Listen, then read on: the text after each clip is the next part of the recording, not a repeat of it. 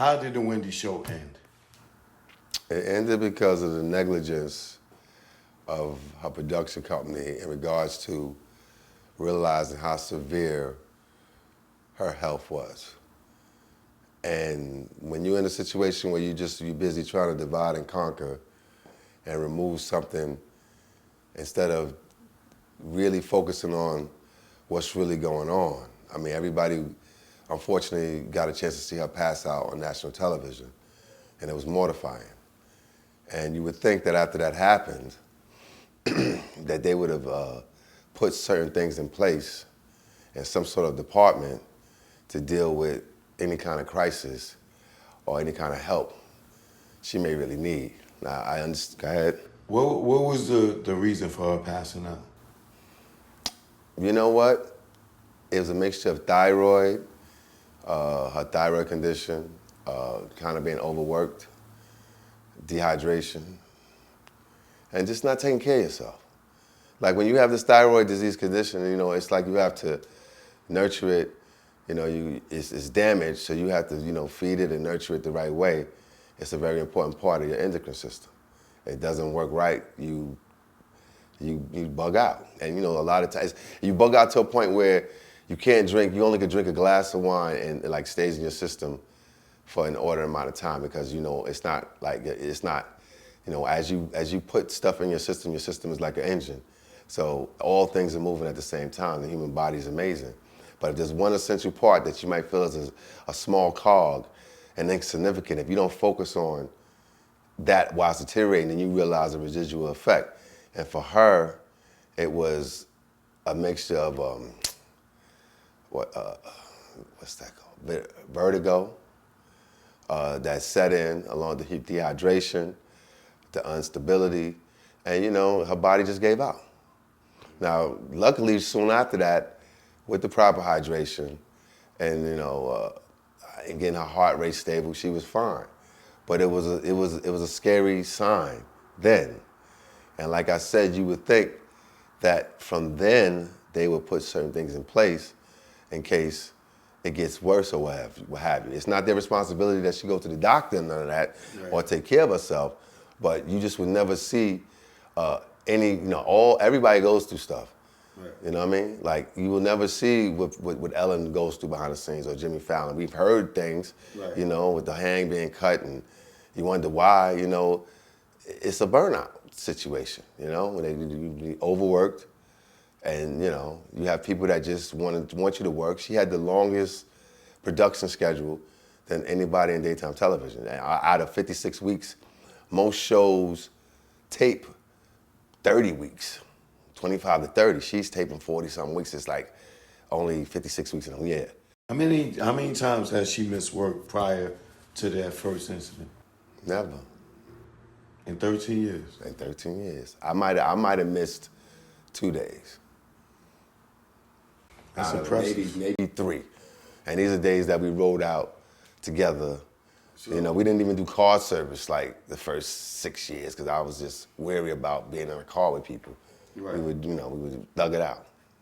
So let me ask you, how did you feel and how did Wendy feel seeing the production company when she did go out to take a break, putting people like Fat Joe and Remy Ma, Michael Rappaport in her slot? Like, to have her host this show, and these people don't really cater to her audience. So how did y'all feel seeing that as a manager? Not as her husband, as a manager. I can't speak for her. I don't manage her anymore. I can tell you that it was real disheartening to see. Only really because most of the people would not reach out to really see if you're doing good, if she was doing good.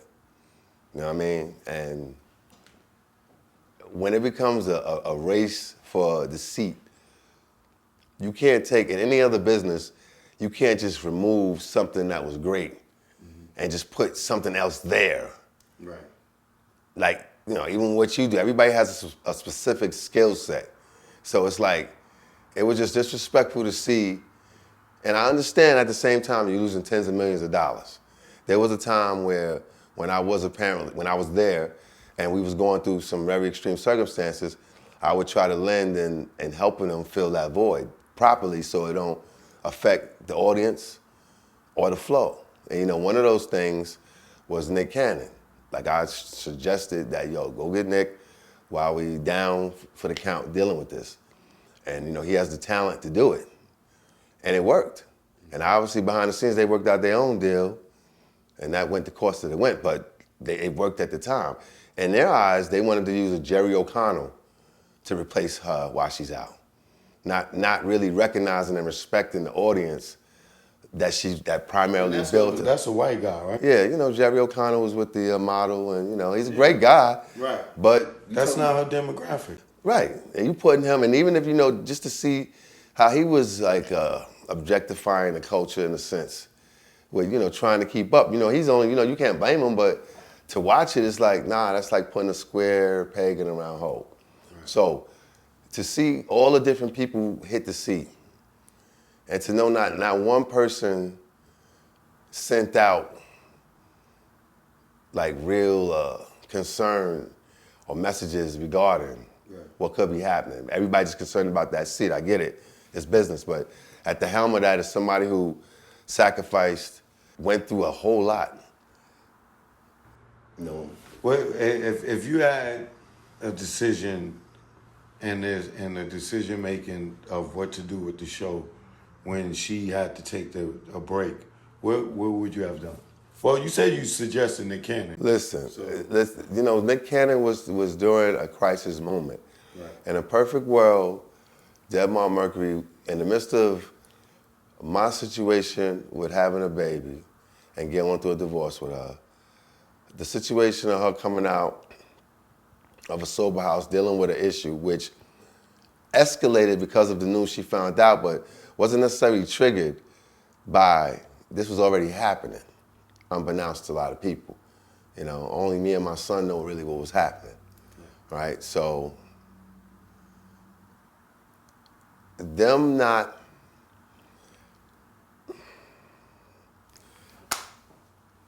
they callously, no, let me rewind that back.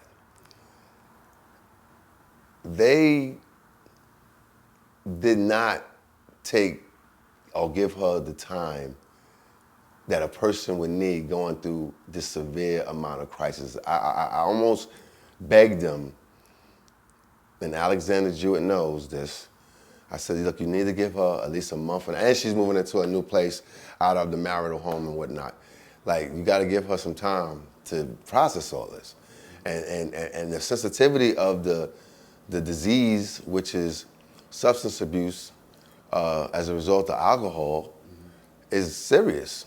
Like, you know, she had to relearn a lot of things, and it wasn't by choice that I wanted to see her in this sober house in Long Island City after we had just went through a whole situation out in Florida where we was rooting and hoping that she was perfectly fine after a month. I realized that it was much more severe and she needed more time to heal. And that was time that wasn't being given. You know, at the end of the day, you mention it to them, they're like, oh no, we can't stop, you know. They think about ad dollars. They don't want to get that money back to Pepsi. All the affiliates, they're not trying to hear she need more time. We need her working, like saddle up. And it was just insensitive to realize that, you know, okay, even if you're gonna remove me out the picture, cool, because you think I'm the source. You remove me out the picture, exploit the whole situation that she's going through to make it worse, not have any regard for her mental health, her physical health. It's almost like you intentionally wanted this to be like a tsunami, you know, Fact. and as long as the people tuned in, yeah, it's like whatever. Right. So they could have gave her time. They could have gave her more time to heal, more time to herself. You know, in the midst of the whole divorce, I had took my son to Telepictures for a meeting that Vincent Herbert set up, and they had interest, you know, and you know, yeah, we embroiled in this. I knew her negotiation was coming up. I told my son, I'm like, listen, I want you to come to this meeting, and whatever happens in this meeting, I want you to tell your moms, this is her. She can do what she need to do. Like, whatever we going through in this divorce, I just want to know and make sure that you and her good. And if she thinks straight to really examine and look into what this is, this would be the best thing for her. And this was like right before the pandemic hit. Right. And they were prepared to not only, at the time, his exact words, Michael Darnell, was, we want her to be as big as Ellen. They almost said, I don't think they said the Black Ellen, but they said something to the effect like that. And they told us that they would have never allowed whatever was going on between me. I mean, it could have all been bullshit, but they would have never allowed what was going on between me and her to sensationalize the way it did. There was no reason, like Ellen, they shared certain intimate, like the stuff that happens, you're supposed to protect the talent. Right. But this deal would have got her probably triple what she makes. She would have had all the departments that are not there now to help support her in whatever recovery efforts that she needed to do. It was giving her a year off or more. And mind you, this is right before the pandemic, so she'd have got this on. I didn't know that they was planning on letting Ellen go after seasons or whatever. I don't know what the plan was, but I know they was very serious. And my son took it to her. I said, you just take it to her and tell her. And she, she didn't want to do it. She just signed the extension with these people instead of doing right. And let's be clear, they took clear advantage of her as well, like in the state that she was in. So, where do you see Wendy going from here? Choke, no joke. You know what it is. Yo, y'all niggas better stay DL. Down low. Stop flossing, man. You just want them to just come and get you. Learn from our mistakes, man. That's what this is about. Learn from mistakes. Choke, no joke. Let's go. You already know. Make it low. Let's go. My aim was in light.